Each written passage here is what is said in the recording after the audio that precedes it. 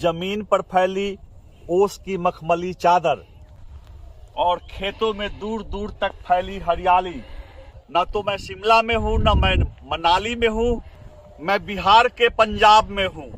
बिहार में भी एक पंजाब है। बिहार में जिस समाज के लोग किसान कहलाने में शर्मिंदगी महसूस करते हैं, जिस समाज के लोग खेतों में जाने में शर्मिंदगी महसूस करते हैं, उसी समाज के लोग यहाँ अपने खून पसीने से दिन रात के परिश्रम की बदौलत खुशहाली और समृद्धि की नई इबारत लिख रहे हैं। मैं मुजफ्फरपुर के बोचहा प्रखंड के लोहसरी गांव में आया हूँ। ये हरियाली यहाँ के किसानों की मेहनत, उनके संकल्प, उनके जज्बे की गवाही देती है। पंजाब से पीछे नहीं है यहाँ के किसान। अभी जो आप दूर दूर तक फैले हुए खेत देख रहे हैं, कुछ दिनों के बाद इसमें बालियां आएंगी, दाने आएंगे और फिर किसानों के घर अनाज से भर जाएंगे। उसके बाद फिर शुरू होगी अनाज बेचने की जद्दोजहद। किसान न्यूनतम समर्थन मूल्य का इंतजार करेंगे, किसान ग्राहक का इंतजार करेंगे। किसानों को अपनी मेहनत की कीमत कितनी मिल पाती है। बिहार के इस पंजाब में भी अनाज बेचने की जद्दोजहद होती है, न्यूनतम समर्थन मूल्य का इंतजार होता है। यही वजह है कि दिल्ली के बॉर्डर पर पंजाब, हरियाणा, पश्चिमी उत्तर प्रदेश के किसान जो आंदोलन शुरू किए हैं, उस पर लोहसरी के किसानों की पैनी नजर है। किसान आंदोलन के बारे में यहाँ के किसान क्या सोचते हैं, सरकार की कृषि नीति के बारे में क्या सोचते हैं, आंदोलन को किस नजरिए से देखते हैं यहाँ के किसान, आज आप उन्हीं की जुबानी सुनेंगे। मैं आपको यहाँ के किसानों से मिलवाता हूँ। मैं हूँ विवेश त्रिवेदी और आप देखना शुरू कर चुके हैं जनता चौक लाइव। आगे बढ़ने से पहले आपसे आग्रह है कि मेरे इस वीडियो को लाइक कीजिए, मेरे चैनल को सब्सक्राइब कीजिए।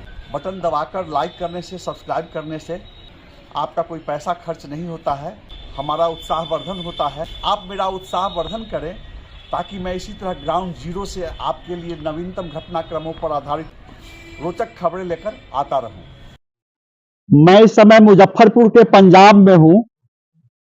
मैं बोचहा प्रखंड के लोहसरी गांव में हूं। ऐसे समय में जब खेती को घाटे का सौदा कहा जाता है, जब कहा जाता है कि खेती में अब कुछ बाकी नहीं रह गया है, लोहसरी गांव के किसान मिट्टी से सोना उगाते हैं और पूरे उत्तर बिहार में मशहूर हैं यहाँ के किसान मक्का उत्पादन के लिए, गेहूं उत्पादन के लिए, धान उत्पादन के लिए। तो आपको पता है कि इस समय किसानों का आंदोलन चल रहा है। मैं लोहसरी गांव के किसानों से मिलने आया हूं और मैं उनसे पूछता हूं कि वे किसानों के आंदोलन के बारे में, किसानों की मांगों के बारे में क्या सोचते हैं, उनकी क्या राय है। अपना क्या शुभ नाम हुआ? राधे श्याम सिंह। किस किस चीज की खेती करते हैं? मक्का, धान, थोड़ा मोड़ा गेहूं। पिछले साल धान का उत्पादन कैसा रहा आपके यहाँ?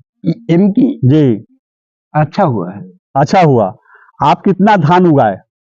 250 कुंटल। 250 बानून दे के, हाँ बानून दे के, मजदूरी देकर 250 कुंटल। इस रेट में बेचे? कुछ बेचे 1700, कुछ बेचे 1900। बिचौलिया से बेच लिए? हाँ हाँ। तो आप क्यों नहीं सरकारी काउंटर पर बेच रहे, टैक्स के माध्यम से? एको कलमा पैक्स की ना है, कारण कहता है नहीं कर देंगे। तो यही तो मांग है वहां आंदोलन में कि भाई खरीदारी होनी चाहिए, गारंटी होनी चाहिए किसानों के अनाज के खरीद की। बिहार में नहीं होने वाला है, ज्यादा जाति संख्या में है, खेती यह असर वही है और उसको कोई ना वो लोग का मतलब नहीं है। वो लोग जो जोर लगाता खूब जोर। और अभी जो दिल्ली में हो रहा है, किसान की मांग है कि कर्ज माफ करो, न्यूनतम समर्थन मूल्य दो। आप जो 1700 में बेचने के लिए मजबूर हुए, आपको वाजिब कीमत मिलता, तो अभी वहां जो मांग हो रहा है कि किसान का कर्ज माफ करो और किसान को न्यूनतम समर्थन मूल्य दो, ये मांग जायज है कि नाजायज? जायज है। जायज है, मांग जायज। इसका आप समर्थन करते हैं? समर्थन करते हैं। यहाँ आंदोलन है तो आप उसमें शामिल होंगे? लेकिन सब नहीं होता है। नहीं होता है। 400 मजदूरी देने लायक कम से कम अनाज का दाम होना चाहिए। 400 से कम में नहीं। मतलब आपको कीमत इतनी मिलनी चाहिए कि आप मजदूरों को 400 रुपए दे पाए। 400 से कम में मजदूरी, कुशल मजदूरी नहीं होता, नहीं हो पाता ना। और लंगड़ा गुज्जा बहुत माने कमजोर बढ़िया मजदूर पूछिए थे 500। तो यहाँ के किसान क्यों बर्दाश्त करते हैं? क्या करे, अभाव से आगे चूड़ी ना उपाय नहीं। यहाँ जातीयता है बिहार में सर। सब किसान नहीं एक होता है। बुद्धिजीवी जो भी है सब कागज पर खेती करता है, हुंडा बटैया दिए हुए, थोड़ा मोड़ा इनके ऐसा ऐसा। आपके गांव में तो अधिकतम किसान जो है वो खुद खेती करते हैं। हम इसीलिए इस गांव में हैं कि सब लोग खुद खेती करते हैं। हमारे गांव में बटैया उटैया नहीं, यहाँ सब करता है। आपका खेत किस किस गांव में है? यहाँ पर एक तो लोसरी गांव है और है बहेता हरवल जी, और मानपुर आनंदी जी, पकड़ी शुभंकर, मेरा 4 गांव में। सुरजाही सुरजाही में इन लोगों का है, 4-5 गांव और है। मैं दर्शकों को बताऊं कि यहाँ के किसान 8 गांव खेती से जो आमदनी होती है, खेती मेहनत करते हैं और खेती से जो उपज होती है, उस उपज के लाभ से अगल बगल के 6 गांवों में जमीन खरीद चुके हैं और पसीने की कमाई से इन्होंने जमीन खरीदी है। और यहाँ के बच्चे बूढ़े जवान सब लोग खेती के लिए जाने जाते हैं। क्या मैं गलत बोल रहा हूँ? जी जी नहीं, बात सही है। 8 गांव की होते ही 8 गांव की जमीन यहाँ के किसान खरीद चुके हैं। यहाँ जमीन नहीं मिल पा रही है। एक जमीन अगर बिकने को होती है तो 5 ग्राहक आ जाते हैं और अब लोहसरी गांव में जमीन नहीं बची है। यहाँ के किसान खेती की बदौलत अगल बगल के गांवों में जमीन खरीद रहे हैं। अपना क्या शुभ नाम हुआ? मेरा नाम कामेश्वर मिश्र है। आप किस किस चीज की खेती करते हैं? मक्का का और धान का 2 फसल अपनी करते हैं, गेहूं भी करते हैं। गेहूं भी करते हैं। अभी किसानों का आंदोलन शुरू हुआ है, क्या मांग है? किसानों की मांग क्या है? किसान का मुख्य मांग है कि हमको MSP भी लागू हो, न्यूनतम समर्थन मूल्य लागू हो। किसान आंदोलन पर गांव में आप लोगों की चर्चा आपस में होती है? किसान जरूर होती है, होती है, आपस में चर्चा होती है। आपस में। तो क्या लगता है ये मांग कहाँ तक उचित है, क्या है? हमको लगता है कि मांग अभी सब राजनीति से पीड़ित है। चुनाव के बाद मांग करता अच्छा था, या जब विधानसभा का चुनाव यूपी में था तो मांग आंदोलन शुरू हो गया, फिर चुनाव खत्म, आंदोलन खत्म, फिर लोकसभा का चुनाव माथा पर है तो फिर आंदोलन। तो यह राजनीति से पीड़ित लगता है। यह किसान का मांग नहीं है, नेता का मांग। हमको जो लगता है कि हमको वोट कैसे बढ़े। तो क्या आपको नहीं लगता है कि किसानों को न्यूनतम समर्थन मूल्य मिलना चाहिए? लागत अधिक है और उनको उपज की कीमत नहीं मिल रही है। मिलना चाहिए, लेकिन पूरा न्यूनतम समर्थन मूल्य पर अगर सरकार को दबाव दिया जाए खरीदने के लिए तो सरकार आगे का काम क्या करे? वो तो पूरा व्यापारी का काम हो जाएगा कि धान गेहूं मकई खरीदे और बेचे। सरकार के पास और काम होना चाहिए कि देश का विकास कैसे हो, शिक्षा पर जोर लगना चाहिए, स्वास्थ्य पर जोर लगाना चाहिए, सड़क पर जोर लगाना चाहिए। कि सरकार का काम है अन्न खरीदना, अन्न बेचना, ये तो व्यापारी का काम है। सरकार का, हमारे समाज से या सरकार का काम है। मजदूर भी इसमें शामिल है। हाँ, न्यूनतम मजदूरी 700, 800, 900 किया जाए, ये भी मांग है। इसका क्या प्रभाव पड़ेगा? इसका प्रभाव तो एग्रीकल्चर पर पड़ेगा।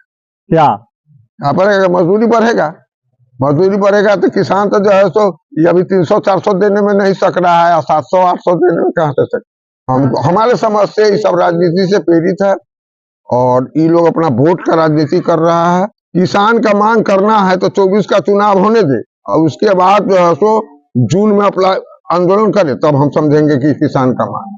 ये किसान जब जब वोट है तो किसान का आंदोलन, जब वोट आया किसान का आंदोलन। आप पिछले सीजन में कितना धान का उत्पादन किए थे? हमारे पास पिछले सीजन में जो है सो 500 कुंटल धान हुआ था। आप किस रेट में बेचे उसको? हम उस रेट में बेचे 1700। और न्यूनतम समर्थन मूल्य उस समय क्या था? न्यूनतम समर्थन मूल्य था 2100 कुछ रुपया, 2200। आप बिचौलिया के हाथ से बेचे? बिचौलिया के हाथ से बेचे। तो आपको जो ये घाटा हुआ, आप क्यों नहीं बेच लिए सरकारी काउंटर पर? यहाँ का सरकार जो है वो बिचौलिया बना हुआ है। वह जिसको खरीदने के लिए देता है वह बिचौलिया बना हुआ है। वह 1700 में खरीद के 2200 में सरकार के हाथे बेचता है। तो डबल इंजन की सरकार रहती होगी तो सुधार हो जाता होगा। नहीं, डबल इंजन में है तो नीतीश कुमार।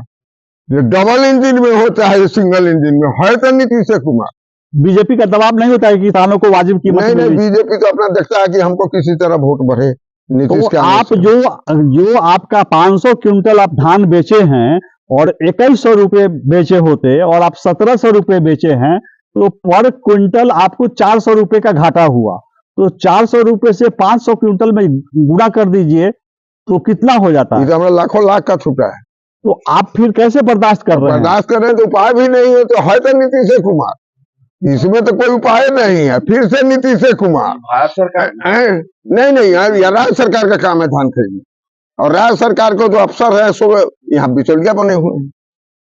आपको नहीं लगता है कि आंदोलन यहाँ भी किसानों का होना चाहिए? आंदोलन यहाँ जातीयता में बटा हुआ है किसान, यहाँ पंजाब तो है नहीं। यहाँ अगर न्यूनतम समर्थन मूल्य के लिए आंदोलन किसान करेंगे तो आप समर्थन दीजिएगा? हम जरूर देंगे, लेकिन होगा नहीं। तो आप बेईमानी की बात कर रहे हैं, वहां के आंदोलन को आप कह रहे हैं कि गलत है, और यहाँ कह रहे हैं आंदोलन होगा तो हम शामिल होंगे। शामिल होंगे कि कुछ तो खरीदे, यहाँ तो कुछ नहीं खरीद रहा है, जो खरीद रहा है उसको किसी को उचित दाम नहीं मिल रहा। ऐसा तो नहीं है कि आप बीजेपी से प्रभावित हैं, मोदी जी से प्रभावित हैं, इसलिए आंदोलन को कह रहे हैं कि गलत है? ना बीजेपी से मतलब नहीं है, इससे पहले भी तो राजनीति में हम कांग्रेस के साथ थे। न तो ये कहा जाता है कि केकड़ा से डाह केकड़ा से ठट्ठा, मतलब नीतीश कुमार से बहुत बुरा लग रहा है आपको? बुरा लग रहा है मोदी कि जी का नाम नहीं ले रहे हैं। इनके राज में अफसरशाही ज्यादा है। अफसर के यहाँ हम गए मिलने जाते हैं तो अफसर कहता है कि होगा ना, नीचा का अफसर है वो भी सुनने के, तो कितना किसान दौड़ेगा, अपना खेती करेगा कि वो अफसर के बुरा उड़ेगा, ऑफिस दौड़ेगा? यहाँ तो अफसरशाही है। अपना शुभ नाम बताया जी सर, त्रिभुवन सिंह। क्या करते हैं आप? सर पहले शिक्षक थे, अब खेती करते हैं। अच्छा, ये घर है आपका बगल में? जी 2 मंजिला जी। वाला। तो इस बार आप धान बेच पाए? हाँ सर, मार्केट में बेचे हैं बिचौलिया के माध्यम से? जी। किस रेट में? 100 कुंटल बेचे थे 1700, 100 कुंटल बेचे हैं 21.25, झूठ नहीं बोल रहा है। और पैक्स के माध्यम से अगर न्यूनतम समर्थन मूल्य पर होता तो कितना होता? तो बहुत ज्यादा हो जाता सर, 2200 कितना है, बहुत हो जाता। कितना का घाटा है आपको? हमको लगभग 1 लाख रुपया से ऊपर जाती है। पिछले साल हमको जहां तक जानकारी है कि आप बेचने में सफल रहे थे। हाँ, हम बेच लिए।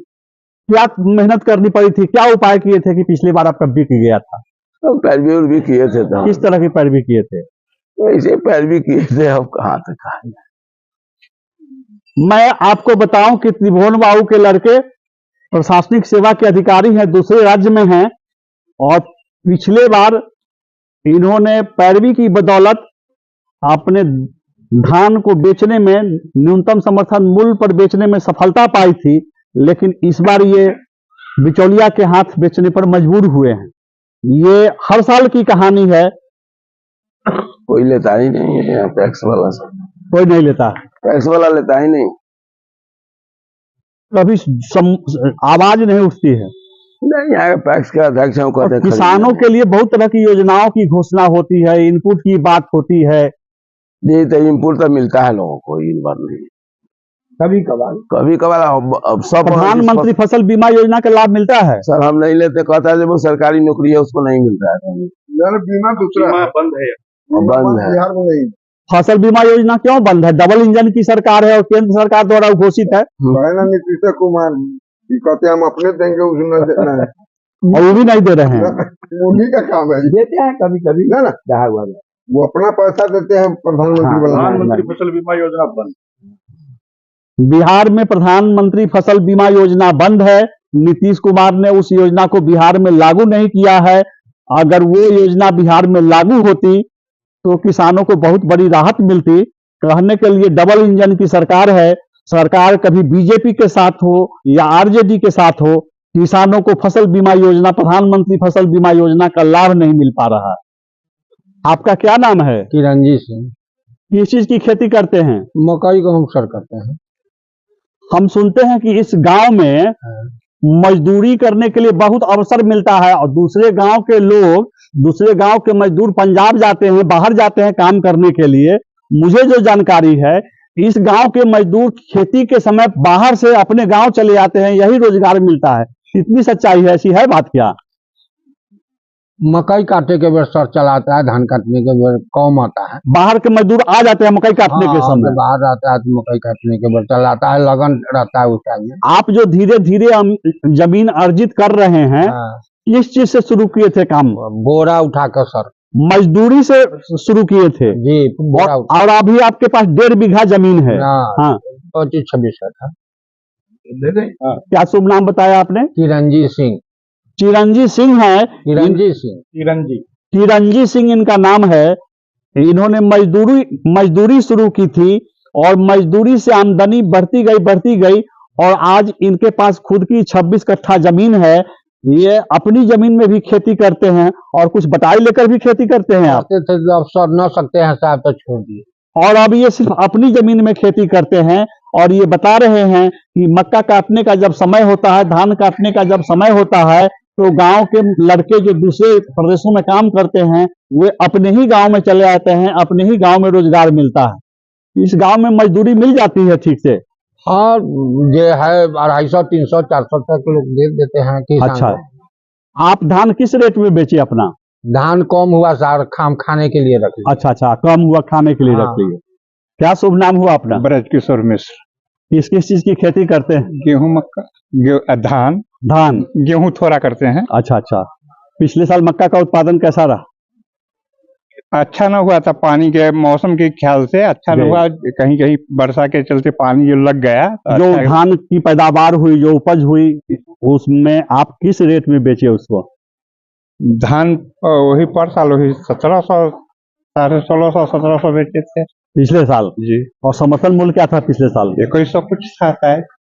इस बार समर्थन मूल्य 2200 कुछ है। आप किस रेट में बेचे हैं? हम 1900 में बेचे हैं, बिचौलिए के हाथ है। कितना बेच लिए? 1900। 50 क्विंटल। न्यूनतम समर्थन मूल्य मिलना ही चाहिए। जी। तो कहाँ तक उचित है? किसान को तो फसल का लागत मिलना चाहिए, जो उसको मुनाफा हो तब कोई खेती करेगा। जी। अगर फसल ना करेगा, इतना रेट कम रहेगा, आप लागत अधिक होगा तो किसान खेती छोड़ेगा, इसलिए उसका मूल्य तो मिलना चाहिए। समर्थन मूल्य देने के मामले में सरकार कितनी ईमानदार दिखती है आपको? तो हमको कुछ नहीं, 2 साल से सुन रहे हैं, लेकिन अभी कहाँ कुछ हो रहा है। आंदोलन होता है फिर बंद हो जाता है।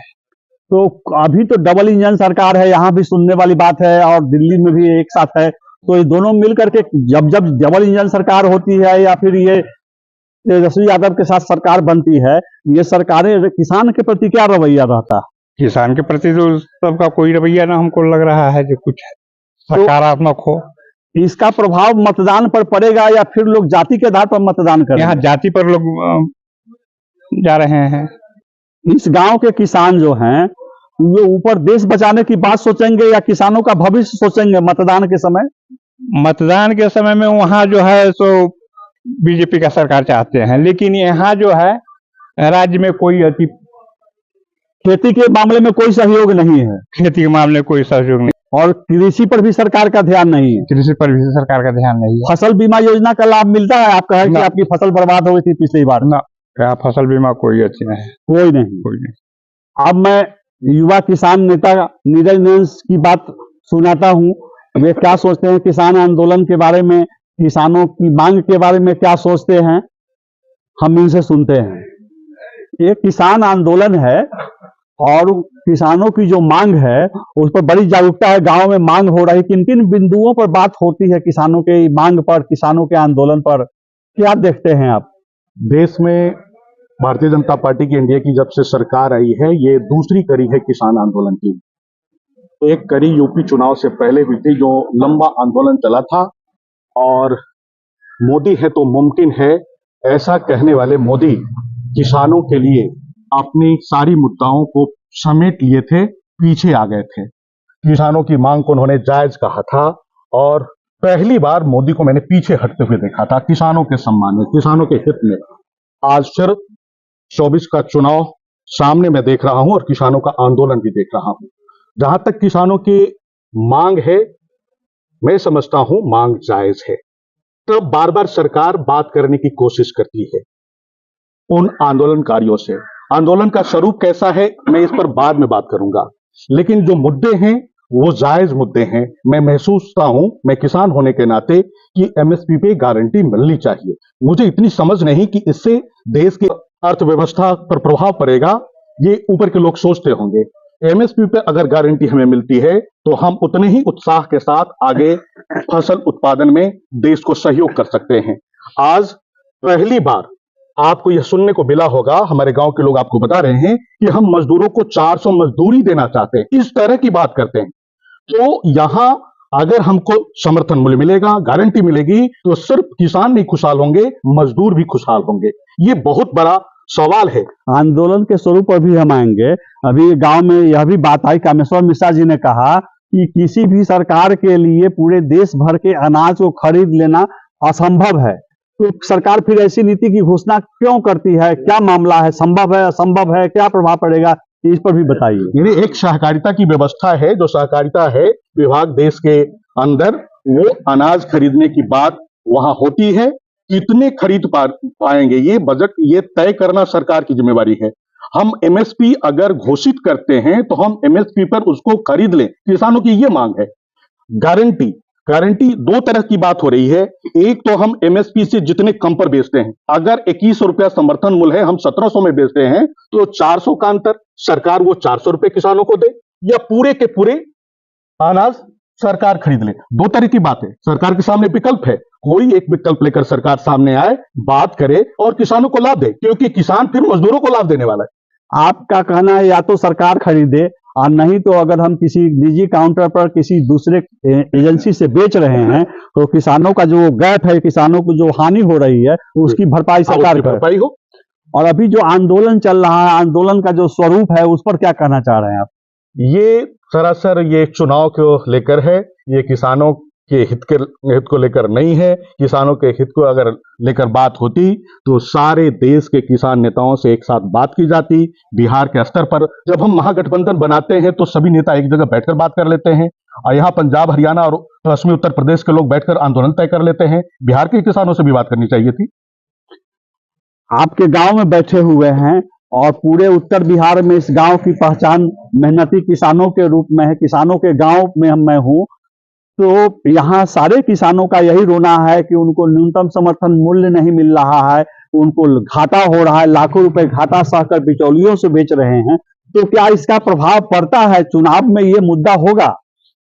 चुनाव आते आते ये मुद्दा सब समाप्त हो जाते हैं। लोग जाति आधारित मुद्दों पर चुनाव करते हैं, वोट करते हैं, और नरेंद्र मोदी का कद इतना बड़ा हो गया है, अन्य क्षेत्रों में काम करके उस समय इन मुद्दों को किसान भूल जाता है और नरेंद्र मोदी के पक्ष में वोट कर देता है। तो आप लोग सुन रहे हैं कि किसान कह रहे हैं कि उनको न्यूनतम समर्थन मूल्य नहीं मिल रहा। किसान आंदोलन और किसानों की मांग कितनी जायज है, कितना उचित है, सब लोग कह रहे हैं कि न्यूनतम समर्थन मूल्य मिलना चाहिए। यहाँ ऐसे भी किसान हैं, कामेश्वर मिश्र जैसे लोग हैं, जो कहते हैं कि पूरे देश के अनाज को खरीदना असंभव है और संभव नहीं है। समय पर आंदोलन होना चाहिए था और चुनाव के समय आंदोलन हो रहा है। इसका उद्देश्य किसानों का हित नहीं है, इसका उद्देश्य राजनीतिक है। मैं आपको एक और किसान से बात कराता हूँ। अपना क्या शुभ नाम है? रामविनोद सिंह। आप किस किस चीज की खेती करते हैं? मकई, गेहूँ, धान। हाँ। मक्के का समर्थन मूल्य मिल पाता है आपको? नहीं मिलता है तो सरकार दे, लेकिन टोटल अगर सरकारें लेगी, ये संभव है, ये संभव है सरकार के लिए। आपका कुछ अनाज सरकार खरीद पा रही है? सुनिए ना, हम भी इकोनॉमिक्स में है। हाँ ठीक है, सरकार सारा तंत्र लगा देगी, कितना लाएगी, या उसमें बिचौलिया जो है, जो सरकारी तंत्र घपला करेगा।